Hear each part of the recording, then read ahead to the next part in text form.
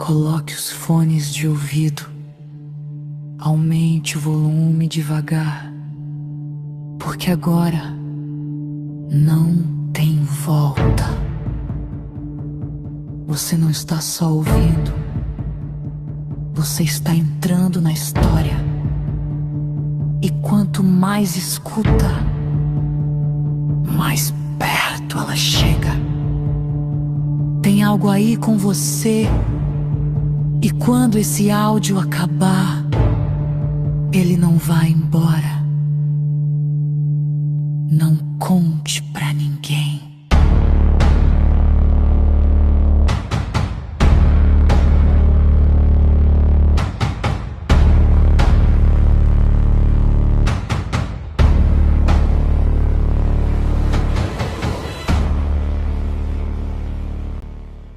Tem histórias que a gente escuta e esquece no dia seguinte, mas tem outras que ficam na cabeça, no silêncio, no momento em que você olha pro lado e sente que não deveria.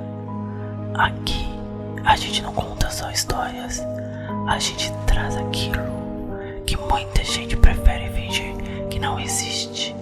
Então, se você decidiu dar o play, escute até o final, porque depois disso, talvez você comece a prestar mais atenção no que anda ao seu lado. Em 2015, quando a crise apertou forte em Manaus, eu perdi tudo de uma vez só. A empresa onde eu trabalhava como motorista de entrega faliu de forma vergonhosa, cheio de dívidas e nem sequer conseguiu pagar a minha rescisão. O único acerto que eu consegui foi um carro, um Gol branco quase novo, que havia pertencido a um diretor. Aquilo parecia um golpe de sorte no meio do caos. Eu pensei em vender imediatamente, pagar as dívidas e recomeçar, mas acabei ficando com ele por um tempo, como se quisesse sentir, mesmo que por poucos dias, a ilusão de uma vida melhor. Só que a ilusão não paga a conta, e depois de um mês e meio, com o dinheiro acabando e a pressão aumentando, eu comecei a ficar desesperado. Foi então que minha cunhada Rosana me ligou dizendo que conhecia uma senhora que precisava de uma viagem longa até o interior do Pará. Pagava bem demais pra eu recusar. Busquei a tal senhora em um bairro antigo de Belém. Uma casa simples, cercada por mangueiras e silêncio. Ela entrou no carro sem dizer uma palavra. Usava um vestido escuro e um chalé antigo, daqueles que parecem carregar histórias. Desde o início havia algo errado.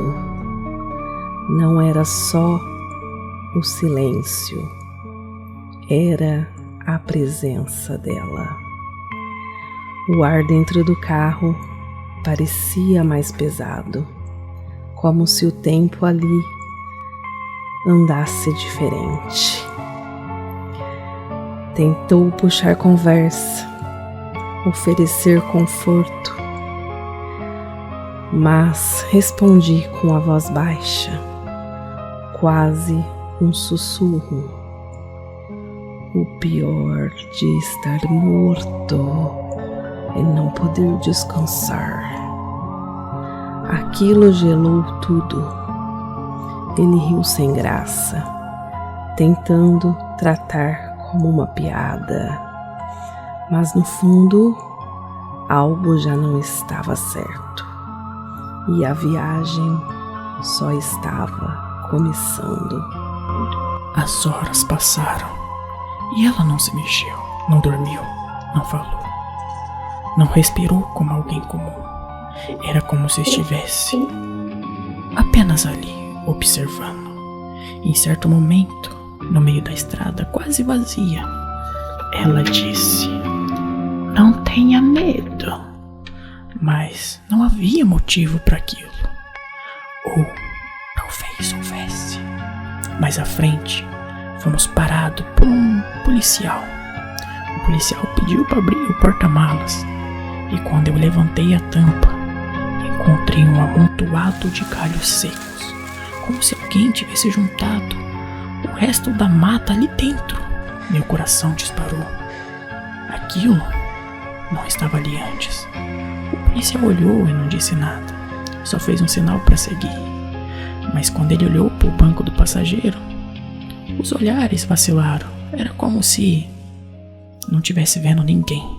Voltei pro carro com a mão tremendo e ela só disse: "Vamos continuar." Já era noite quando entramos numa estrada de terra, longe de qualquer lugar, perto de Santarém. O lugar parecia abandonado pelo mundo. Eu pedi para ele parar. Desci do carro devagar e pela primeira vez olhei diretamente para ele. Havia algo no meu olhar, triste, antigo. Pedi que abrisse o porta-malas. Peguei o fecho de galhos secos e antes de ir embora, coloquei algo na mão dele. Obrigada.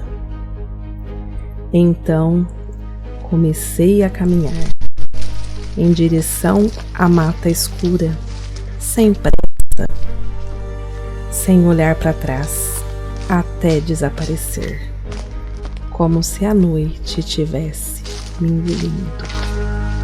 Quando finalmente voltei a mim, algo me fez abrir aquele fecho de galho.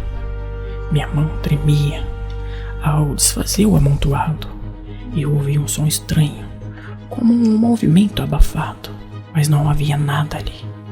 Nada. Nenhum animal, nenhuma explicação. Só o som e o vazio. Voltei pro carro com a sensação de que tinha cruzado uma linha invisível. No dia seguinte, voltei para Manaus e fui direto falar com minha cunhada.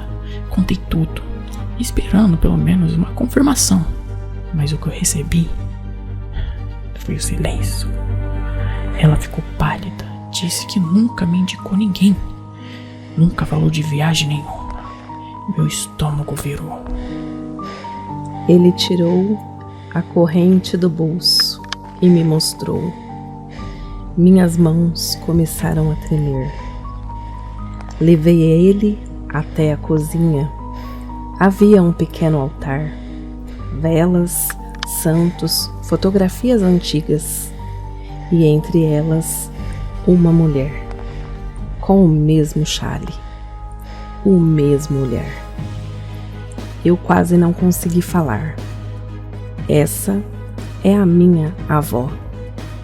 Ela morreu há mais de 10 anos. O ar ficou pesado e real. E então eu comecei a chorar, porque aquele pingente tinha sido perdido antes mesmo dela morrer. Nunca mais encontrado. Nunca. Algumas pessoas não pedem carona. Elas precisam voltar. Naquele momento, eu entendi. Aquela não foi só uma viagem comum. Eu não levei só uma passageira. Eu levei alguém que precisava voltar. E até hoje, quando passo pelas estradas vazias à noite, eu evito olhar no banco do passageiro, porque no fundo eu sei, algumas viagens nunca terminam de verdade. É engraçado, a gente escuta tanta história todo dia, mas algumas histórias parecem querer ser ouvidas. Depois de uma história dessas, eu não olho mais pro banco do passageiro do meu carro, de jeito nenhum.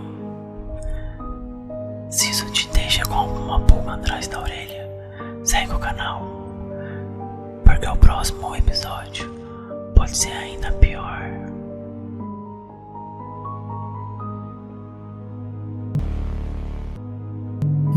conte